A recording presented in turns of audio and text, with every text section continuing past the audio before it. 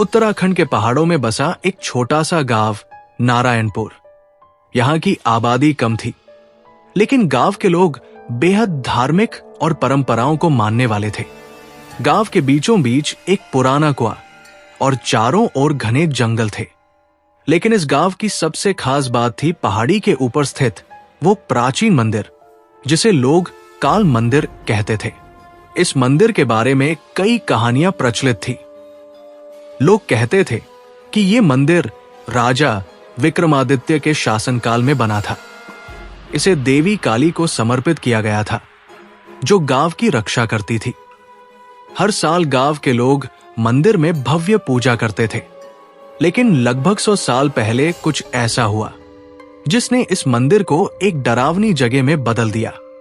उस साल एक बड़े राजा ने इस मंदिर में एक विशेष यज्ञ करवाने का आदेश दिया। वो अपनी शक्ति को और बढ़ाना चाहता था। पूजा के लिए उसने दूर दूर से तांत्रिकों और पुजारियों को बुलवाया। यज्ञ की शुरुआत तो विधिवत हुई, लेकिन बीच में ही पूजा रोकनी पड़ी। क्या हुआ था ये आज तक किसी को नहीं पता। बस इतना कहा जाता है कि उस अधूरी पूजा ने देवी को क्रोधित कर दिया और तभी से मंदिर पर ताला लग गया। गांव वाले मानते थे कि जो भी मंदिर के पास जाता वो या तो वापस नहीं लौटता या फिर अजीब हरकतें करने लगता। कहानी अब वर्तमान में आती है। गांव के बाहरी इलाके में एक जीप रुकती है। उसमें 3 लोग थे, अमित, सुमन और विक्रम। अमित एक पुरातत्व विशेषज्ञ था और उसे रहस्यमयी जगहों पर शोध करना पसंद था। उसकी पत्नी सुमन एक लेखिका थी, जो ऐसी कहानियों पर आधारित उपन्यास लिखती थी। विक्रम उनका सबसे करीबी दोस्त था, जो डॉक्यूमेंट्री फिल्में बनाता था। तो ये है वो जगह, अमित ने गाड़ी से उतरते हुए कहा। सुमन ने चारों ओर नजर दौड़ाई। इतना शांत गांव, लेकिन यहां अजीब सा माहौल है। उसने धीरे से कहा, मुझे लगता है यही कहानी का आधार बनने वाला है। विक्रम ने कैमरा उठाते हुए हंसकर कहा। तीनों ने गांव में एक बुजुर्ग से संपर्क किया, जो वहां के मुखिया थे। उन्होंने तीनों को मंदिर के बारे में कुछ कहानियां सुनाई, लेकिन बार बार चेतावनी दी, मंदिर जाना मत, वहां सिर्फ मौत है। अमित ने हल्की मुस्कान दी, लेकिन वो अंदर से और ज्यादा उत्सुक हो गया। सुमन और विक्रम को यह खतरा तो लग रहा था, लेकिन वे अमित के फैसले पर सवाल नहीं उठाना चाहते थे। अगली रात तीनों ने अपने बैग पैक किए और मंदिर की ओर चल पड़े। जंगल की ओर जाते समय रास्ता घना और डरावना लग रहा था। पेड़ों से सूखी पत्तियों की सरसराहट और दूर किसी उल्लू की आवाज सन्नाटे को और भयानक बना रही थी। यहां कुछ तो अजीब है, सुमन ने फुसफुसाते हुए कहा। शायद ये हमारा डर बोल रहा है, अमित ने जवाब दिया। जैसे ही वे मंदिर के पास पहुंचे, वहां एक बड़ा लोहे का गेट था, जो जंग खाकर झुक चुका था। गेट के पीछे का दृश्य किसी डरावने सपने जैसा था। काले पत्थरों से बना मंदिर, जिसके चारों ओर सूखे पेड़ खड़े थे। हवा में एक अजीब गंध थी। विक्रम ने गेट पर हाथ रखा। गेट अपने आप धीमे से खुल गया। मंदिर के अंदर घुसते ही उन्हें वहां बिखरे हुए यज्ञ के अवशेष दिखाई दिए। एक बड़ा सा यज्ञ कुंड, जिसमें अधजले लकड़ी के टुकड़े और राख फैली हुई थी। एक कोने में धूल से ढकी देवी काली की विशाल मूर्ति थी। उनकी आंखें अंधेरे में चमक रही थी। यहां किसी ने सालों से कदम नहीं रखा, अमित ने कहा, अपने कैमरे से तस्वीरें खींचते हुए। सुमन को अचानक एक अजीब सी ठंड महसूस हुई। ये जगह ठीक नहीं लगती, हमें वापस चलना चाहिए। अमित ने उसकी बात पर ध्यान नहीं दिया। वो यज्ञ कुंड के पास बैठकर वहां पड़ी एक पुरानी पुस्तक उठाने लगा। पुस्तक के पन्ने पीले और फटे हुए थे। उसमें कुछ संस्कृत के मंत्र लिखे थे। तभी हवा तेज होने लगी। विक्रम ने घबराते हुए पूछा, ये अचानक से क्या हो रहा है? सुमन ने पीछे मुड़कर देखा। मंदिर के दरवाजे से कोई परछाई झांक रही थी। मैं कहानी को अगले भागों में विस्तार से लिख रहा हूं। इसे लंबा, सस्पेंस और रहस्यपूर्ण बनाए रखने के लिए पात्रों की मानसिकता, वातावरण का वर्णन और घटनाओं का क्रम धीरे धीरे तीव्र किया जाएगा। मंदिर के दरवाजे पर दिखाई दी परछाई ने सुमन को भीतर तक डरा दिया। वो पीछे हटते हुए अमित से बोली, हमें यहां से अभी निकलना चाहिए, ये जगह सुरक्षित नहीं है। अमित ने सुमन की ओर देखते हुए कहा, यह सिर्फ तुम्हारे मन का डर है, हो सकता है वो सिर्फ हमारी कल्पना हो। विक्रम ने भी सुमन का समर्थन किया, नहीं अमित, मैंने भी कुछ देखा था, ये कोई भ्रम नहीं है। अमित ने मंदिर की पुरानी पुस्तक पर ध्यान केंद्रित किया। पुस्तक में संस्कृत में लिखा था, जो अधूरा छोड़ा गया उसे पूरा करने का साहस चाहिए, लेकिन जो पूरा करेगा उसकी आत्मा मुक्त नहीं होगी। ये पढ़कर अमित के चेहरे पर उलझन उभर आई। ये पूजा क्यों अधूरी छोड़ी गई थी और ये शक्ति इतनी भयावह क्यों है? वो बुदबुदाया। तभी मंदिर के भीतर एक जोरदार आवाज गूंजी, जैसे पत्थर फटने की आवाज। विक्रम ने कैमरा ऑन किया और आवाज की दिशा में देखने लगा। देवी की मूर्ति के पास के दीवार पर अजीबोगरीब चिन्ह उभरने लगे। ये क्या है? सुमन ने कांपती आवाज में पूछा। अमित ने पास जाकर उन चिन्हों को गौर से देखा। वे चिन्ह मंत्रों की तरह लग रहे थे, लेकिन उनमें से कुछ के नीचे खून के धब्बे थे। जैसे ही अमित ने उन चिन्हों को छुआ, उसे अपनी उंगलियों में जलन महसूस हुई। वो घबराकर पीछे हट गया। तभी एक गहरी गूंजती हुई आवाज मंदिर के अंदर फैल गई, तुमने इसे छूने की हिम्मत की? क्या तुम अधूरी पूजा को पूरा करने आओ?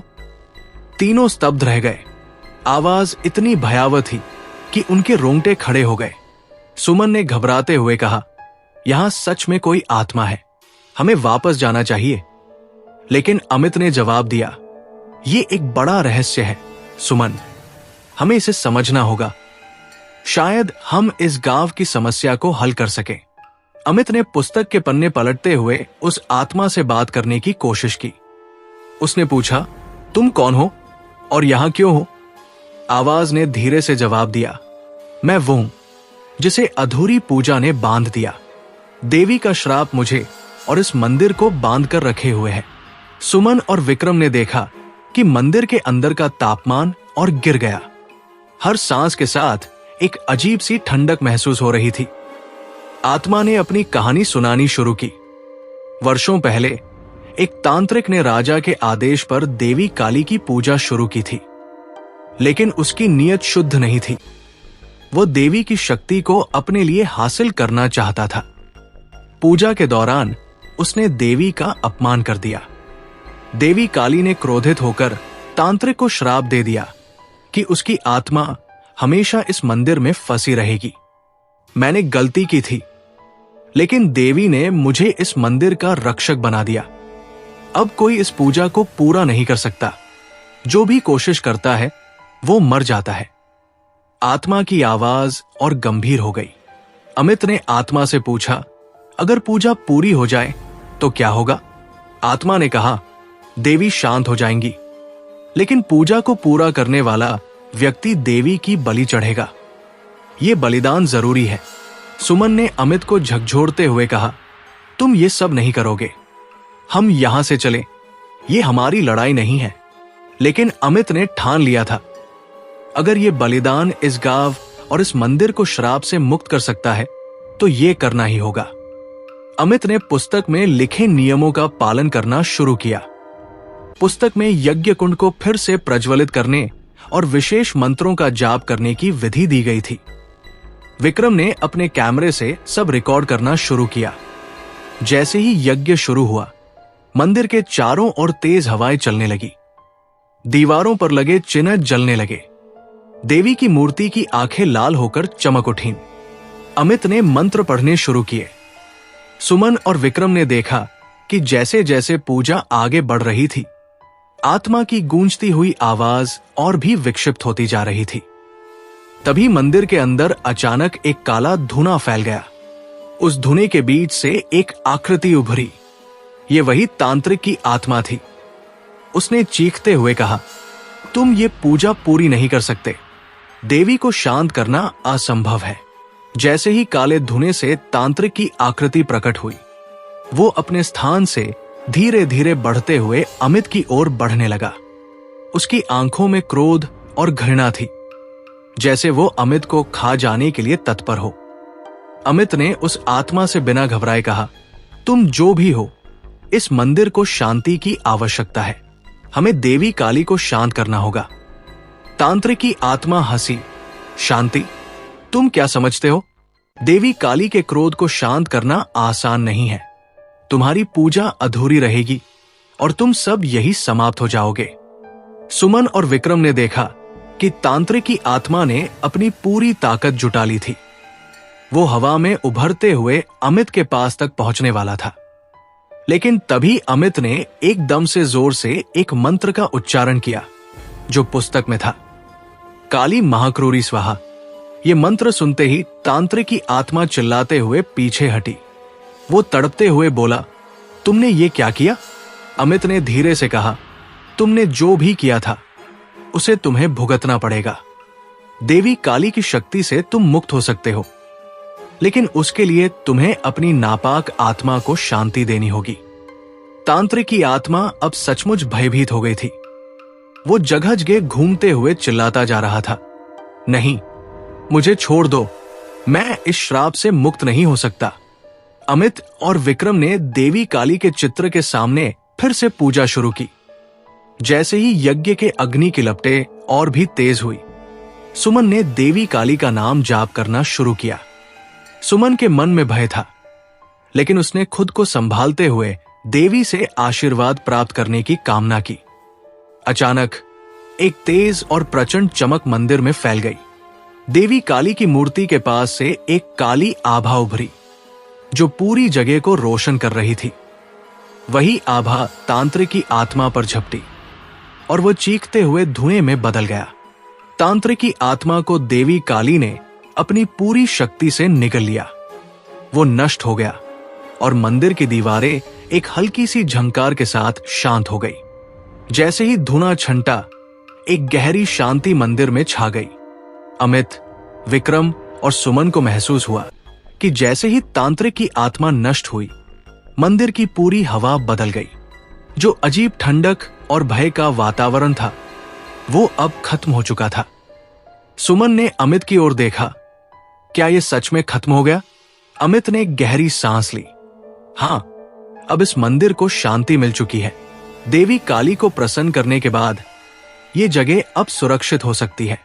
लेकिन विक्रम ने एक और सवाल उठाया, तो क्या हम इस मंदिर को छोड़ सकते हैं? अमित ने गर्दन हिलाई। हमने जो किया वो जरूरी था। अब ये जगह सच्ची शांति पा चुकी है।